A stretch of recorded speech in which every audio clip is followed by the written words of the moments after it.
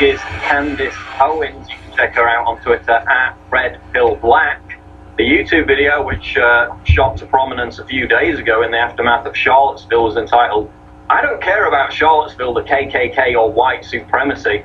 And we've got a clip of that now, if we can go to the clip.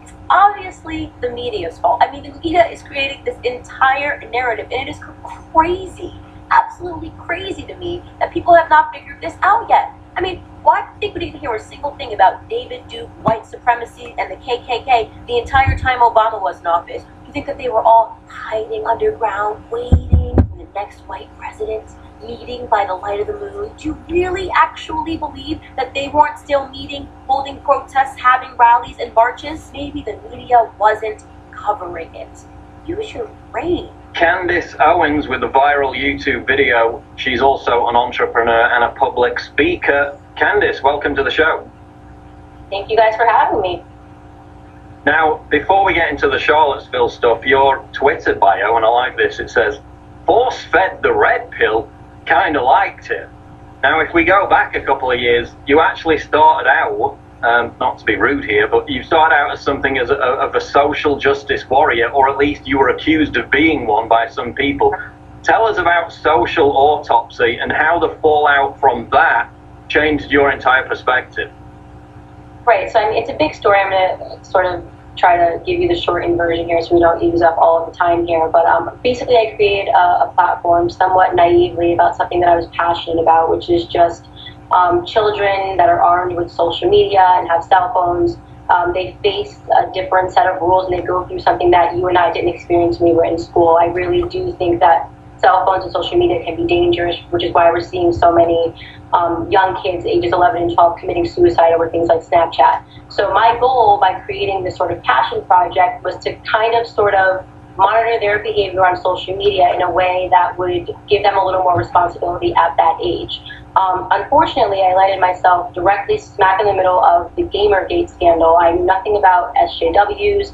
I knew nothing about trolls and internet anonymity. I was thinking totally outside of that box and landed myself directly in the Gamergate scandal, which I'm sure you guys have covered on the show quite extensively. A woman named Zoe Quinn contacted me within a few hours of us being on Kickstarter, and she basically introduced herself as ground zero of Gamergate and said that anonymous white males attacked her on the internet, and she threatened me and said, "Take down your Kickstarter or white males are going to come and attack you." Obviously, I refused to take down my Kickstarter. I said, "I'm sorry that happened to you, but I'm not going to just back down." And she grew hysterical and started crying and said, "You're going to ruin everything," and sort of this like ominous threat. I hung up the phone with her, and within hours, I was inundated on emails by people with these obvious for Trump sort of email addresses. And they were, calling me a nigger, threatening to tar and feather my family, just this really vicious, nasty attack. And it was beyond obvious to me that it was being orchestrated by her. And I made that claim on my Twitter account. I said, I don't know anything about the Gamergate scandal, but I can tell you that this girl, Zoe Quinn, is no victim. She is harassing herself. And I did not for a single second believe that these were white men that were trolling me. It was very obviously an organized movement from her, who at the time was the anti-harassment chief for Twitter. Making that assertion, I woke up the next day and the left media was contacting me. I had Louise Mensch from The Guardian trying to get in contact with me, The Washington Post trying to get in contact with me, New York Magazine trying to get in contact with me, all in this coordinated effort to smear my name and to stop the funding of Social Autopsy by likening us to a platform that was going to assist pedophiles, which is what they wrote about me. And they said that, they gaslit me as well, saying that this girl thought Zoe Quinn was harassing herself. She got sucked into the Gamergate myth.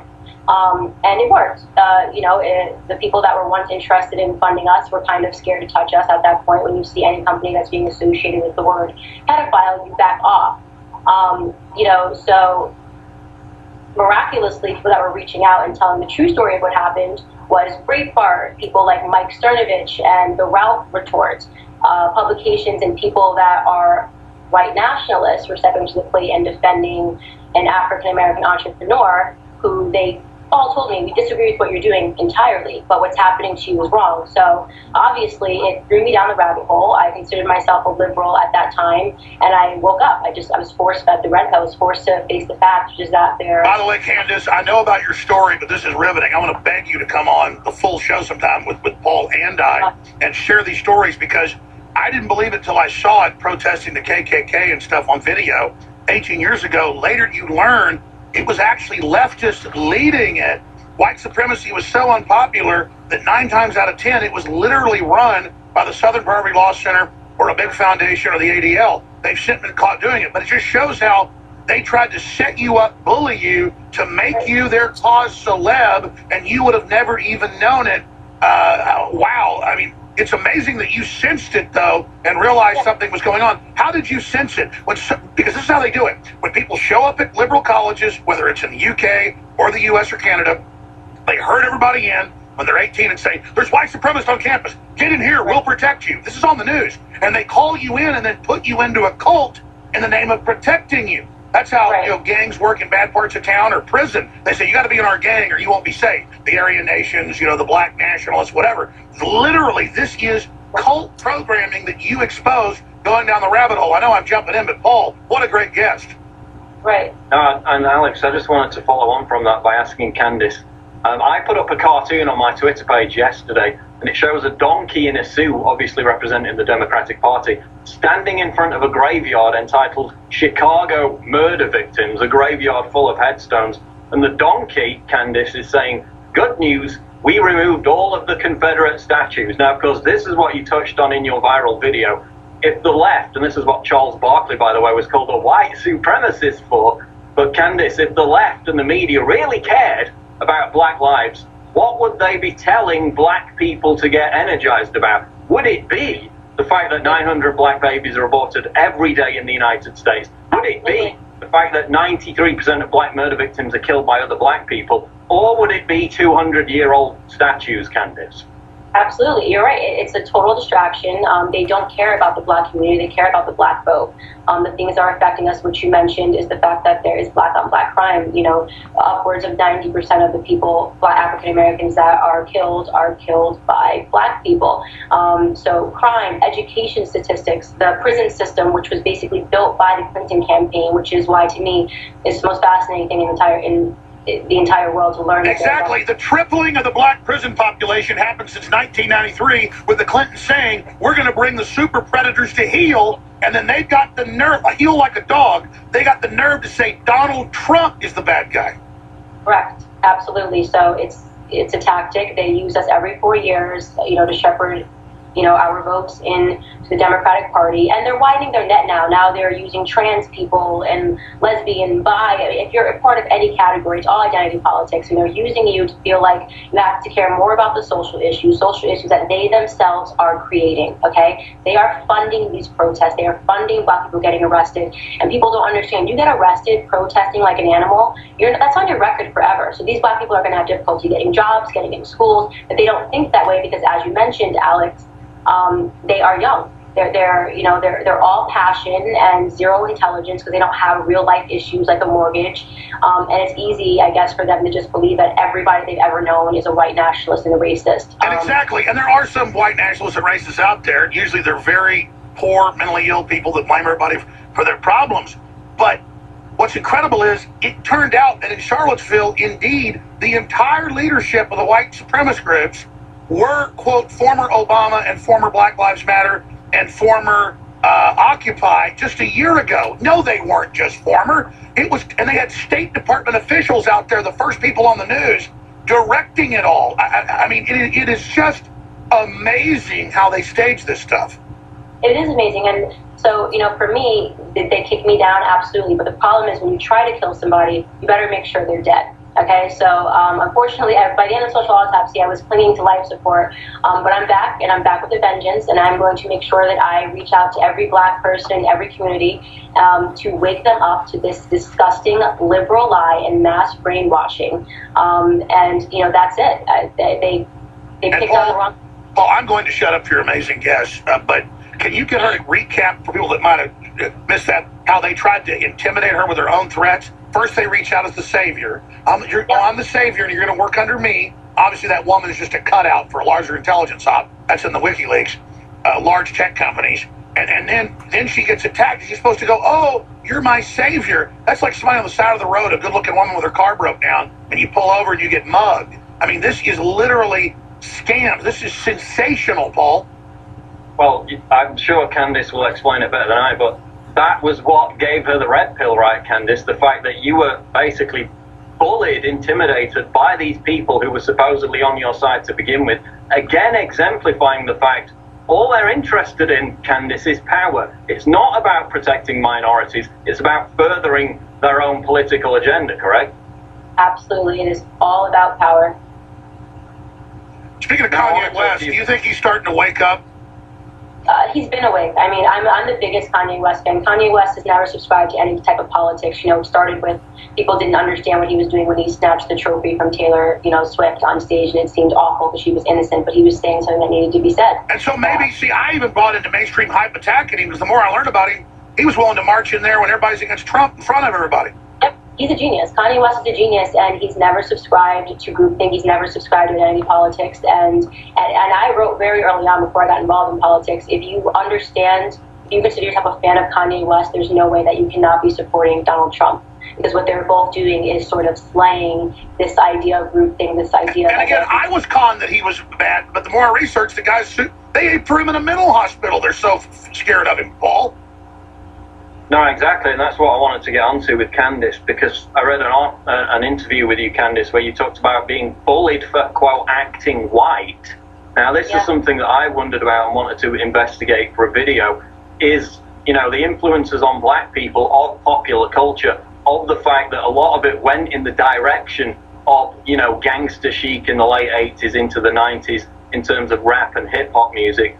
Do you think that that's just an outlier? Do you think that that had a very real impact on black incarceration rates? The fact that we saw this glorification of violence and criminality through the popular culture? Or do you think that that's more of an outlier and most of it is related to socioeconomics? I was going to say it's 50-50. It's definitely partially socioeconomics. If you put somebody's back against the wall and they don't have, money to feed their children or, any place to sleep, they're going to commit criminal acts, of course.